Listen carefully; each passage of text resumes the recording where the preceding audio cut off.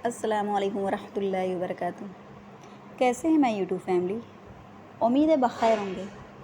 अल्लाह का करम है, मैं भी बख़ैर व आफ़ियत से हूँ। आज ना मैं अपने आप को बहुत बेटर फ़ील कर रही हूँ रोज़ के बनिस्बत।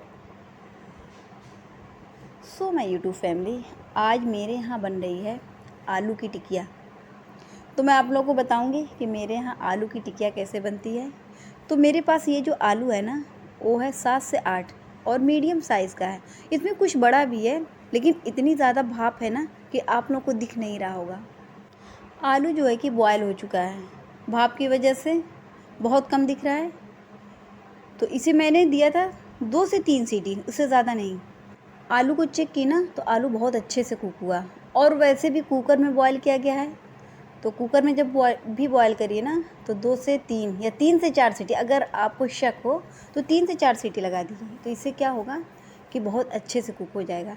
जब कुकर में गोश्त और पाया गल जाता है, ये तो आलू है, ये तो हर हाल में गलेगा।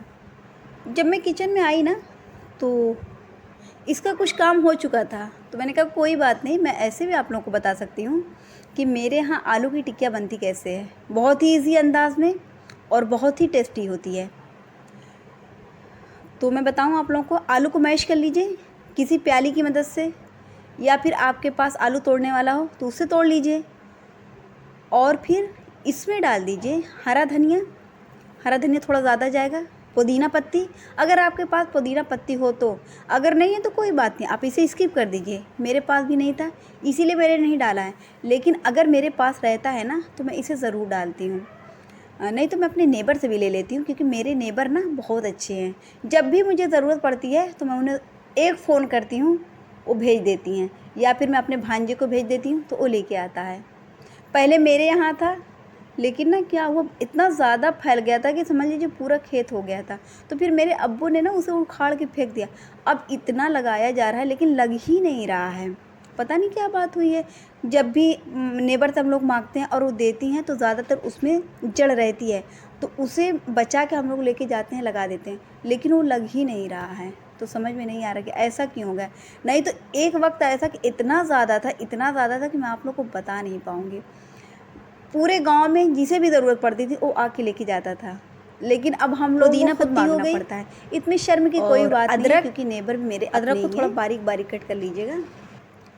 और फिर उसके बाद आपको क्या डालना है, मेरे पास लहसुन की पत्ती थी हरी वाली, वो डाली गई है, हरी मिर्च, इन सब चीज़ों को मिला के मिक्स कर दिया गया। अब इसके बाद क्या क्या डाला गया है वो भी बताती चल रही हूँ मैं आप लोगों को। गरम मसाला, लाल मिर्च पाउडर, नमक तो आप अपने हिसाब से डालेंगी, क्योंकि आप नमक अपने हिसाब से डालेंगे तो ज़्यादा बेटर रहेगा। आपको पता है आप कितना नमक पसंद करती हैं। फिर उसके बाद खड़े मसाले में क्या जाएगा वो भी मैं आप लोग को बताती चल रही हूँ। ज़ीरा डाल दीजिए, कलौंजी डाल दीजिए, थोड़ा सा मेथी डालिएगा। अगर ज़्यादा मेथी डालेंगे ना तो कड़वा कड़वा लगेगा, तो थोड़ी सी मेथी डाल दीजिएगा। और अजवाइन का मसाला ले लीजिए। इससे क्या होगा कि आपकी टिकिया की खुशबू भी बढ़ जाएगी, और दूसरी बात है कि लज्जत बहुत ज़्यादा बढ़ जाएगी, बहुत ही ज़्यादा टेस्टी होगा। तो इसे इसकी बिल्कुल भी मत करिएगा अगर आपके किचन में अवेलेबल हो तो। अगर नहीं है तो कोई बात नहीं, मैं दूसरा तरीका भी आप लोग को बता सकती हूँ। थोड़ी सी शक्कर डाल दीजिएगा, बहुत ज़्यादा शक्कर मत डालिएगा। वैसे भी हर पास्ता मसाला में थोड़ी सी शक्कर ज़रूर मिली रहती है। और आमचूर पाउडर डाल दीजिएगा। गरम मसाला तो आप डालेंगी ही, तो गरम मसाला में हर वो चीज़ पड़ी रहती है जो पास्ता मसाला में पड़ी रहती है। तो बस यही 2 चीज़ जो है नहीं रहती है।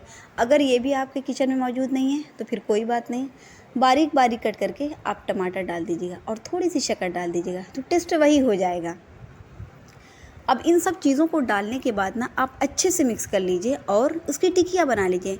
तो टिकिया बनाने से पहले मैं आप लोग को एक और बात बताऊंगी कि जब भी हम लोग आलू की टिकिया तैयार करते हैं तो उसके लिए बेसन तैयार करते हैं। बेसन का घोल या तो मटर का रहता है या चने का रहता है। तो मेरी एक टीचर थी ना, तो उन्होंने मुझे ये बात बताई थी कि जब भी आलू की टिकिया बनानी हो तो ये चीज़ तो तुम्हारे माइंड में पहले ही आ जाएगा, तो तुम ऐसा करना कि साबूदाना भिगो देना ओवरनाइट के लिए। अगर फ़ौरन ख्याल आया है तो कोई बात नहीं, तुम उसे 2 से 3 घंटे के लिए भिगो सकती हो, और अगर बड़ा वाला हो तो ज़्यादा बेटर रहता है। तो भिगोने के बाद ना जब वो अच्छे से फूल जाए तो उसे मैश कर लेना और फिर आलू की टिक्किया में मिला देना। और मिलाने के बाद जब तुम फ्राई करोगी ना तो बहुत टेस्टी होगा और बहुत हल्का होगा। तो मैंने उनकी ये तरकीब ना एक बार आजमाई थी, तो सही बताऊँ मैं आप लोगों को, बहुत ही टेस्टी हुआ था और बहुत ही हल्का हुआ था। लेकिन इस वक्त क्या है कि मेरे यहाँ जो है घोल तैयार हो चुका है और मेरे माइंड से ये बात निकल चुकी थी। जब इस चीज़ को मैं देखी हूँ ना तब मैंने अपनी सिस्टर से ये बात कही, तो कही अब कहाँ टाइम है, और उसकी भी बात सही थी, तो इसीलिए उस चीज़ को हटा दिया गया है। तो फिर उसके बाद ना इसकी गोल गोल टिकिया बना ली गई है कबाब की शक्ल में। अगर आप चाहती हैं तो इसे गोल भी कर सकती हैं, लंबा भी कर सकती हैं, चौकोर भी कर सकती हैं, जिस शेप में चाहिए ढाल दीजिए। आलू की टिक्कियाँ तैयार की जा चुकी है। फिर उसके बाद घोल को तैयार किया गया। तो घोल में क्या क्या डाला गया है ये भी बता दूं। और मेरे पास जो ये घोल है वो मटर के बेसन का है। तो इसमें डाला गया है ना थोड़ा सा ज़ीरा, थोड़ी सी अजवाइन, थोड़ी सी कलौंजी, नमक और लाल मिर्च पाउडर। अगर आप चाहती हैं थोड़ा सा अदरक लहसुन का पेस्ट डालना तो डाल सकती हैं, इसमें कोई भी इश्यू नहीं है और पेट के लिए बेटर ही होगा। अब साथ ही साथ मैं आप लोग को ये भी बता दी चलूँ कि घोल कैसा रहेगा। घोल ना तो बहुत ज़्यादा पतला रहेगा और ना बहुत ही ज़्यादा मोटा रहेगा। अगर पतला रहेगा तो आलू पे चिपकेगा नहीं और पूरा आलू जो है आपके पूरी कढ़ाई में फैल जाएगा और फिर निकालना भी मुश्किल हो जाएगा। तो और ना इतना ज़्यादा डार्क रहेगा, मतलब गाढ़ा रहेगा कि आलू पे जाने के बाद जब आप कढ़ाई में डालेंगी ना तो खाने में उतना अच्छा नहीं लगेगा, तो सिर्फ बेसन बेसन लगेगा, आलू पता ही नहीं चलेगा। थोड़ा इसका ख्याल रखिएगा। ये जो घोल तैयार हुआ है ना, जब चेक किया गया तो बहुत परफेक्ट तैयार हुआ था।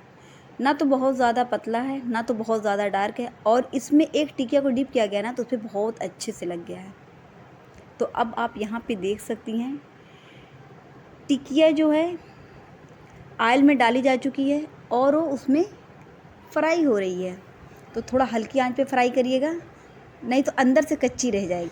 तो अब आप सोच लीजिए, अगर बेसन कच्चा है तो आलू भी कच्चा रह जाएगा। तो हल्की आंच पे करेंगी ना तो इसका कलर भी बहुत अच्छा आएगा और ये बहुत अच्छे से फ्राई भी होगी, और जब आप खाएंगे ना तो ये क्रिस्पी क्रिस्पी रहेगी।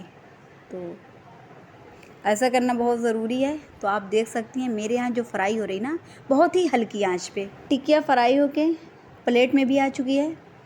तो यहाँ पे आप देख सकते हैं टिकिया का कलर बहुत अच्छा आया है। मैंने आप लोग को बताया भी था कि हल्की आंच पे फ्राई करिएगा, इससे क्या होगा कि इसका कलर जो है गोल्डन हो जाएगा।